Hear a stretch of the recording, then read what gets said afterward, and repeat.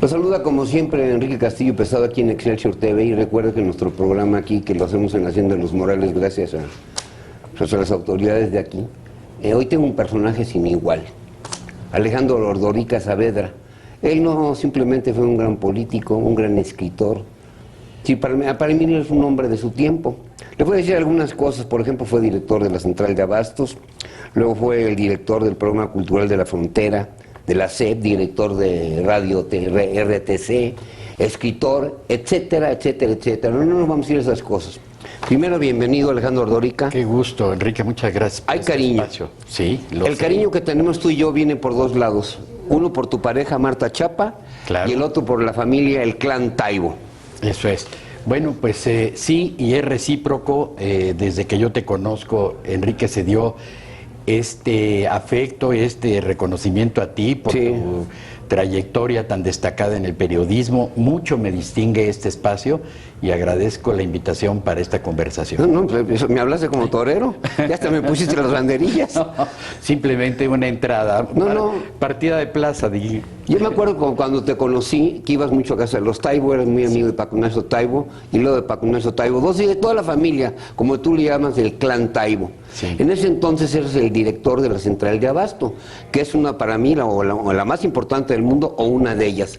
Así la pregunta, ¿qué genera el día de hoy, porque lo sabes más o menos, qué genera en dinero y en empleos la Central de Abastos y por qué es tan importante para una ciudad como México? Bueno, es muy fácil decir que es el mercado más grande del mundo, pero su importancia está en los empleos que genera, en la comercialización, y que viene siendo el gran estómago, no de la Ciudad de México, sino del área metropolitana y algunas regiones circundantes. Estamos hablando de que entran 500,000 de personas entre los que venden y los que compran. Diariamente. Diariamente.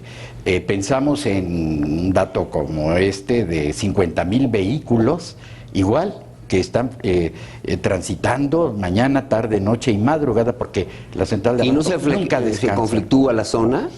Bueno, sí, claro, pero hay también medidas históricas y que se han ido tomando, bueno, justamente para ir despejando. Y cuando estabas ahí, ¿no subiste de peso ahí con la Central de Abastos, teniendo todo lo que tenías ahí? Bueno, sí, también tienes muchas tentaciones, pero es una comida saludable. Estamos hablando sobre todo de frutas y legumbres. Bueno, aunque hay adentro, fíjate nada más de 100 taquerías para que ustedes midan el tamaño, y se habla de miles de millones, no de pesos, sino de dólares al año, que es el monto de la comercialización. Bueno. Entonces es un ente extraordinario, no solamente en la ciudad, sino en el país. Bueno, aquí la pregunta surgiría, y es una pregunta, pues me entiendes, incómoda, pero hay que hacerla. Sí. ¿Qué harían, por ejemplo, si el gobierno dijera, pues toda la gente que hay en la Central de Abastos tiene que pagar impuestos y les vamos a hacer sus recibos? Se volverían locos, porque ahí ves puro dinero en F. ¿Sí o no? Sí, pero también hay mucha facturación y también hay pago de impuestos. Y bueno, sobre todo la Central de Abasto implica de verdad una actividad comercial fuera de serie. Tú me hablabas, deja que te interrumpe, tú me hablabas de personalidades muy importantes que tú tuviste que pasear por ahí, atender como a quienes. Mira, te voy a platicar incluso una anécdota maravillosa con Víctor Hugo Rascón Banda, el gran dramaturgo. No, pariente mío por lo Banda. Sí. No estamos en la banda, pero yo llevo el apellido Banda también en mi familia. Bueno, pues es un intelectual. De primera. De primera, un dramaturgo verdaderamente premiado. ¿Viste cómo se rieron, No somos de la banda. No, yo te conozco, claro que sé también de tus buenas prendas. Pero mira, querido Enrique, Víctor Hugo, lo invito a comer porque me habló él, me dijo, oye, yo no conozco bien la Central. Ya nos vimos, le di un recorrido y al final me dijo, Alejandro, estoy impactado. Pocas veces he visto esta magnitud con la que ahora me veo, me encuentro, y te voy a decir algo, como una amenaza amistosa, o lo escribes tú o yo. Y le dije, ¿qué? Me dice, o una telenovela, o una obra de teatro, un cuento, o algo, porque aquí hay evidentemente un flujo de pasión. ¿Y qué salió? Y él escribió sobre la Central de Abasto. Entiendo que sí, y además, como siempre, con un talento verdaderamente también excepcional. En ese entonces, Alejandro Ordorica, eras perredista, ¿no? Sí, sí, en realidad estaba en la administración de López Obrador y luego en la de Encinas. Pero tú en realidad nunca has sido Mira, yo ningún partido. no, así es, mira, yo llego por una convocatoria que habla bien en ese momento del PRD, que la mitad de sus candidaturas las abre a la sociedad civil y convoca a los organismos civiles, no gubernamentales. Y a mí, como en otros casos, ciudadanos, nos proponen algunas organizaciones, nos llaman y nos ofrecen candidaturas. Y bueno, con el tiempo algunos llegamos, otros no, pero eso fue un... Ya habéis estado en Tláhuac. Sí. La parte de Tláhuac. Ya eso fue posteriormente a esa candidatura. Y mira, habla muy bien de esta apertura que no se ha vuelto a dar. Y que yo creo que es fundamental. ¿Y que se va a dar? Y que ningún otro partido lo ha hecho. Bueno, pero ¿y se va a volver a dar? Pues hasta ahora no. Bueno. En ninguno. Tú has sido un maestro de comunicación social, tú saliste del Ibero y fuiste pionero de la carrera de comunicación social, que yo creo que es una carrera maravillosa. ¿Cómo ves la comunicación social hoy en México, hablando de comunicación? Sí. Y cómo ves a los directores de comunicación de diferentes dependencias, si verdaderamente comunican o no comunican. Mira, veo un ámbito muy diferente al que me tocó a mí Sí. conocer y donde empecé a trabajar cuando salgo de la universidad. Eran medios más cerrados, eran, sobre todo en la televisión, no podríamos hablar casi muchas cuestiones que estamos tocando. Bueno, pues oye, aquí hay libertad de expresión. Sí, así es, y eso te enaltece y nos da a todos pues este gusto de que estos espacios verdaderamente se vuelvan pues instrumentos de opinión, de reflexión, de análisis, de soluciones, de alternativas para el propio país. Entonces, veo unos medios de comunicación latentes, muy presentes en la vida democrática, y ya mi padre, que me decía que fue periodista, que hablaba del cuarto... ¿Él era Saavedra o tu mamá era Saavedra? No, mi mamá es Saavedra. O sea, vienes del Quijote. Sí, claro, de don Miguel Cervantes Saavedra, desde luego. Creo que también hasta la directora del Canal 134 viene de ahí, ¿no? Me han dicho. Entiendo que por ahí. Me han Por dicho. ahí es Ok. un tronco Por los Saavedra. Exacto. ¿Es un apellido de que viene de dónde? ¿De España? ¿Qué parte? Pues mira, es en realidad castellano, ¿no? Sí. Sí. Aunque don Miguel Cervantes Saavedra decía que era y tenía orígenes libaneses por él. Si te fijas en las raíces Saavedra. El Vedra, Pues que sí, es muy árabe. Muy árabe. Bueno, entonces veo medios más abiertos, más democratizados, con mucha fuerza, pero sobre todo veo ahora unas redes sociales que a momentos rebasan los medios Bueno, sí, tradicionales. pero ahí va otra pregunta. Es eso. ¿Consideras que las redes sociales, si se les da un buen uso, fíjate, pueden ser positivas? ¿O consideras que el libro, porque tú eres una gente que amas, tienes el hábito de la lectura, has producido 7 libros tú, 7 libros tu pareja Marta Chapa, son 14, 15 Como libros. coautor. Tú amas los libros. Sí, y vengo de un hogar privilegiado, fíjate, una bendición, porque mi padre fue periodista y mi madre tiene... ¿En qué periódico escribía? Mi padre estuvo en el Nacional, primero en la época de Lázaro Cárdenas, Fíjate. cubría la fuente de presidencia. Cuando llegaron los españoles. Casi. Bueno, cuando llegaron los españoles que recibió los Cárdenas, los republicanos. Los republicanos, sí. Y bueno, también mi padre fue fundador de la redacción central de la cadena García Balseca, que alimentaba como agencia de noticias Ese es otro tema. a todos los soles del país, y luego le tocó estar en los inicios del Sol de México. No hay que confundirlo con mi tío Miguel, que es el fundador del Sol de México. Él, ¿Miguel qué? Miguel Ordorica. Ah, fíjate. Sí, también, él, y que fundó muchos otros periódicos. Pero bueno, entonces, y mi madre tiene la formación de letras. Desde niño lo que yo oigo es de periódicos y de libros. Y de niños, pues mi padre... ¿Y por eso tu amistad con los Taibo por los libros? No, con Taibo fue y surgió por el lado de la cultura, porque cuando yo llego al programa de Cultura de las Fronteras, conozco a quienes están en las fuentes de la información y del periodismo cultural, y nos hicimos amigos entrañablemente. Y ya claro, aunque los Taibos, los hijos, Taibo II y Benito, somos casi contemporáneos, yo a quien conozco primero es a su padre y él me presenta a sus hijos, no al revés, sí, como alguien pudiera suponerlo. Y es una familia que yo quiero, admiro, entrañable, verdaderamente mexicanos de primera. Bueno, ¿cuándo se da ese clic de seres humanos entre tú y Marta Chapa, que no solamente también es una gran pintora, que es escritora y periodista, ya llevan varios años, y entonces muchas veces hacen cosas, pues me entiendes, como hacen en los toros. Sí. Yo sé que eres un aficionado a los toros. También. Me obsequiaste un libro bellísimo de ¿por qué escribes de toros? Bueno, porque fíjate que desde niño, dos tíos, el hermano de mi madre y el hermano de mi padre, que eran muy aficionados, y sobre todo el hermano de mi madre, que era en ese tiempo uno de los líderes más importantes de la CROM, estoy hablando de los años 50. Sí. Y él era, a su vez, tenía la sección de los cojineros de la plaza de toros, del toreo, y entonces pues él tenía su espacio ahí, no tenía hijos, yo era su hijo y me llevaba de la mano, y bueno, y con tu cojín fue permeando esa afición, y hasta la fecha la mantengo. A ver, aquí cabe la pregunta.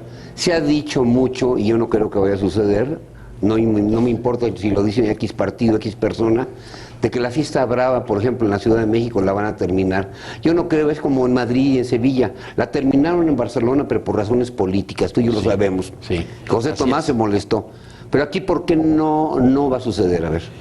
Bueno, porque, mira, para empezar, yo creo que es un país de libertades, y en esa medida, bueno, tenemos la opción de estar o no estar en algo que nos guste o no. Y yo diría, si a esas vamos, entonces radicalicemos, entonces prohibamos el boxeo olímpico. Ah, claro. Hasta el olímpico. Las peleas de gallos. Porque ahí se pelean dos hombres.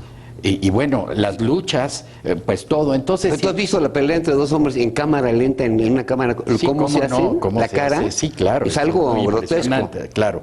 Pero también entonces te vas a la comida y entonces pues hay muchos cuestionamientos de por qué se mata así un animal y a otro, y por qué se hierve en una cacerola. Y entonces, pues ahora sí, como decían en el 68, prohibido prohibir. Prohibido prohibir. Era un lema. Sí, porque no acabamos con todo. Bueno. Y entonces, tenemos un minuto, vamos a ir a un mensaje. Sí. Te voy a hacer la pregunta en este minuto y luego ya me la contestas. Tú y yo hemos hablado del tema que ¿me entiendes? Pues que sí nos aqueja, de que ves a ciertos delincuentes en las calles, encapuchados, pintan los monumentos, le tiran gasolina a los policías, los queman, van a la cárcel 2 días, salen, y hay otras personas que están en la cárcel porque se robaron un pan. ¿Esto va a seguir así? Pero quiero que me lo contesten después de que vayamos a unos mensajes. Dejamos sembrada. Bueno, vamos a unos mensajes y regresamos con nuestro amigo Alejandro Ordorica Saavedra y con Enrique Castillo Pesado. Volvemos. Sí.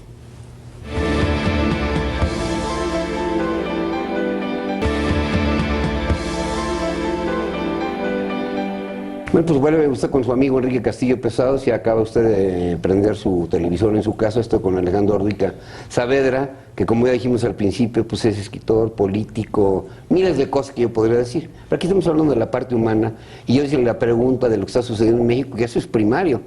¿Por qué no hay un orden? ¿Por qué el gobierno no actúa y para estos delincuentes y se olvidan de ser populares? Estamos de acuerdo. Yo creo que no hay que confundir libertad con libertinaje. Y no creo igual que la libertad llegue a afectar a la libertad de terceros, porque ya no lo sería. Y me parece que sí tiene que actuarse con más firmeza, con mucho cuidado y respeto a los derechos humanos. Bueno, pero ve lo que pasó en Francia y en Estados Unidos. Claro. Sucedieron cosas muy graves y actuó el gobierno y ni modo. Sí. Y responder a las demandas sociales y populares. Pero eso de ninguna manera tendría que llevarnos a estos excesos, y sobre todo cuando vemos que se están destruyendo nuestros monumentos, nuestro patrimonio. Entonces yo creo que sí hay delitos tipificados, y en esos casos pues por lo menos ponerlos en manos de las instancias correspondientes. ¿Y si consideras? Para que se abra una investigación y se valoren. No, pero el mismo policía, yo siendo policía, yo veo que a ti te queman, yo siendo policía quiero hacer una denuncia, a mí no me hacen caso. Entonces, ¿para qué denuncias? ¿Para que salgan a los 2 días? Y ahora además hay técnicas donde aíslan, donde no necesariamente podríamos pensar en una represión, que nadie estaría de acuerdo en eso. Nadie está hablando de eso. Simplemente en una firmeza para detener esas manifestaciones, esas expresiones que sí rayan en este libertinaje, en esta falta de respeto a los demás, en fin. Alejandro Ordorica, honestamente, ¿tú crees que, no te hablo solamente políticamente, crees que nuestro país, México, va a salir adelante? Porque estamos sumidos, ahorita el país está parado, hay descontento, la gente dice ya basta. ¿Saldremos adelante positivamente? Yo pienso que si hay una sociedad también pensante y actuante, y creo que México tiene una solidez cultural y tiene una tradición milenaria como pocos países, y creo que hay una sociedad civil también que está evolucionando cada vez más, y me parece que sí, hay problemas muy grandes, retos enormes, pero pienso también que hay una energía y una fuerza que se tiene que imponer a fin de cuentas, en donde estamos todos y donde están sobre todo nuevas generaciones que piensan de otra manera y que creen en el país y que piensan que México tiene que ser diferente y mejor. Qué bueno que hables de nuevas generaciones o nuevos televidentes, gente joven. Yo quisiera que me citaras una gente tan leída como tú, tan culta. Háblame de personajes de la historia de México, sean políticos, sean sociólogos, sean intelectuales, que tú admires.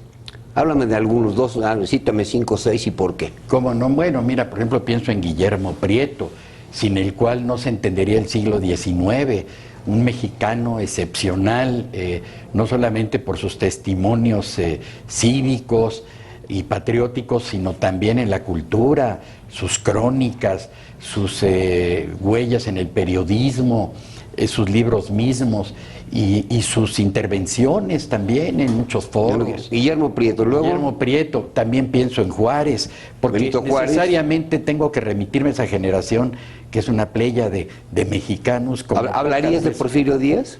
En alguna medida, en un Porfirio Díaz diferente antes de volverse un dictador. ¿Hablarías de Calles? También, porque son hombres que aportan en su momento, por ejemplo, en la parte de creación de instituciones. Pero bueno, también... Morelos. Aunque no son exactamente ni Calles ni Porfirio Díaz parte de mis grandes... Morelos. Pero Morelos indudablemente es un mexicano fuera de serie, igual, ¿no? Los sentimientos de la nación que ahí quedan y tienen vigencia. Bueno, de presidentes, por ejemplo, ¿citarías a López Mateos?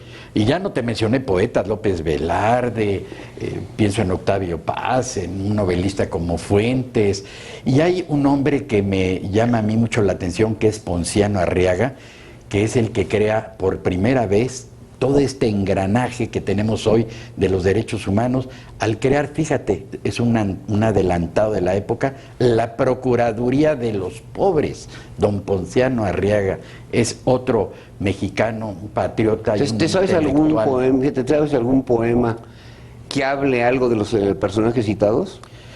Sí, bueno, ellos están en... No, pero algún poema que tú te sepas, alguna estrofa... Bueno, no, porque no hay como tal una mención a sus nombres, sino a las gestas de la reforma, de la independencia, y bueno, pues ahí sí hay una lírica muy vasta, pero no una cosa tan precisa que sea una... Bueno, hay una oda a Juárez, por ejemplo, ¿Qué dice? Que donde habla de todos los testimonios, que viene en uno de los libros que hicimos Marta Chapa y yo. ¿Cómo se titula? Que se llama Mesa Soberana. Mesa Soberana, que es un recuento de la batalla del 5 de mayo de 1862, célebre, cuando ganamos a los franceses que nos han invadido, y que pues genera poesía, narrativa, loas y odas a estos nuestros héroes. Ahí sí aparecen algunos de ellos, pero sobre todo es un libro que también recoge la cocina poblana, porque los libros que hacemos Marta y yo son esa suma de literatura, historia, gastronomía y artes plásticas. Como en una buena coctelera. Una buena ensalada. Una coctelera cultural. Bueno, al ser director de Radio RTC, al haber estudiado comunicación social, a ser escritor, porque escribes libros, todo esto, ¿qué te ha servido para que le digas a los jóvenes qué tienen que hacer los jóvenes de hoy en día, fíjate, para mejorar su comunicación? Sí. O ser algo en la vida, o sumar por México. Sí, mira, yo por ejemplo veo ahora a los jóvenes más activos en términos de escribir. Quizá escriban en general más que otras generaciones por todo el desarrollo de la informática, de el WhatsApp. Sí, pero la mayor parte de lo que vemos en el WhatsApp y todo es basura. Y desgraciadamente vemos muchas faltas de ortografía. Y basura. Y no vemos en muchos casos eso, pero también a veces una construcción deficiente de la sintaxis o de una redacción que pudiera ser... Bueno, un buen Twitter en 40.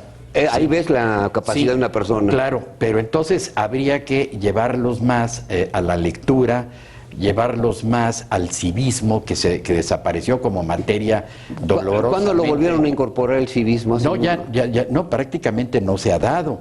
Y entonces ¿por qué? tenemos un gran vacío donde se ha perdido este sentido cívico, solidario, de unidad, de respeto también a valores literarios. Ahí va la pregunta de broma, patria. a ver, el civismo, fíjate, el civismo que existe entre Marta Chapa y tú, ¿cómo lo valoras?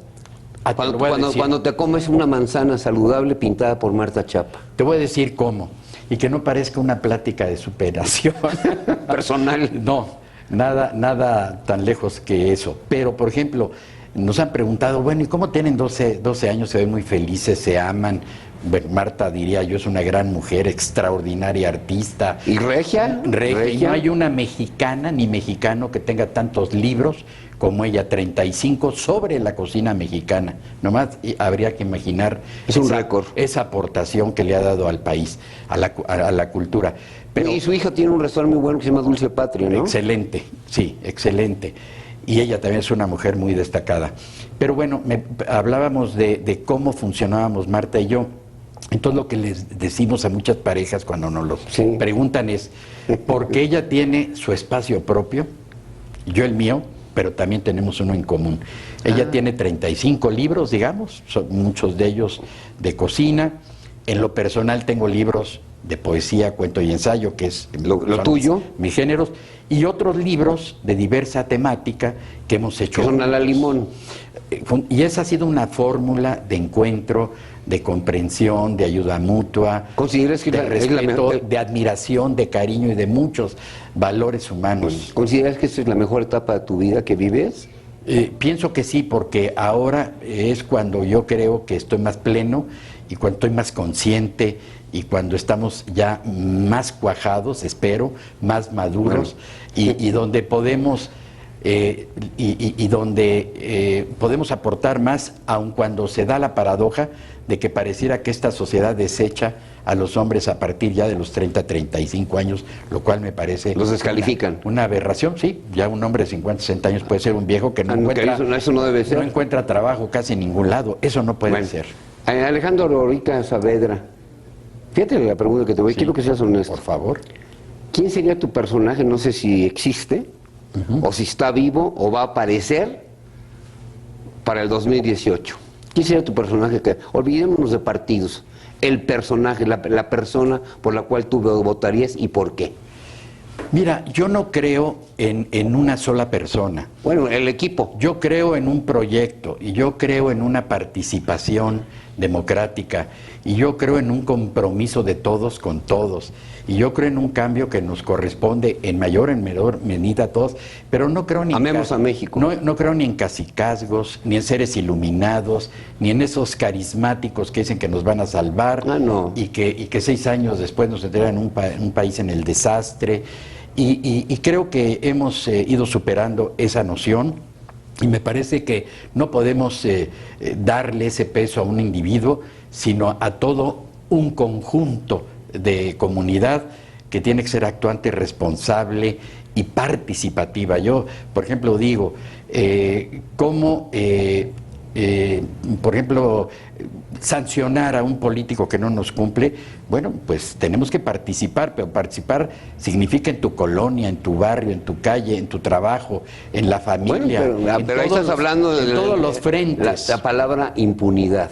Sí, y corrupción, ambas. Bueno, la impunidad viene por la corrupción y la corrupción viene por el dinero mal ganado. Claro. Y la soberbia. Tú sabes que el poder te lleva a la soberbia y la soberbia, todo está ligado con el dinero. Así es. Y creo entonces, Enrique, a tu pregunta, en una propuesta integral donde efectivamente aspiremos a ser un país con paz, superar esta violencia, en un país donde se disminuya la desigualdad social con la pobreza que tenemos en esos porcentajes. Definitivamente el país tampoco puede tener un desarrollo aceptable y en fin. Bueno, cuestiones voy a tener que cortar porque me están diciendo que vamos a tener que acabar el programa. Pero a mí me gustaría acabar el programa con una pregunta que te va a dar risa. A tú que amas la fiesta brava, fíjate lo que te voy a decir. ¿Con qué toreros o con qué políticos así es un encierro de 6 toreros con 6 toros en la Plaza México. Actualmente. Sí. ¿De quiénes serían los que participarían en esa corrida? Fíjate, tiene que ver con política y con sí. Yo diría, taurinos. Yo diría que los candidatos que vayan a ser a la presidencia.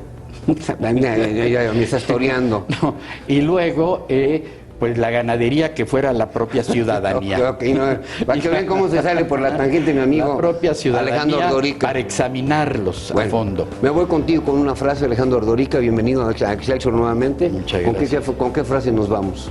Bueno, yo desearía que la paz, el amor, el trabajo, la justicia y la prosperidad en común esté con todos nosotros siempre. Bueno, gracias, Alejandro. A ti, mucho gusto. Y acompáñame todos los domingos aquí con Enrique Castillo Pesado en Excelsior TV, de 8 a 8:30 de la noche por el canal 127 de cable y de Sky. Y le agradecemos a la Hacienda Los Morales su apoyo. Gracias.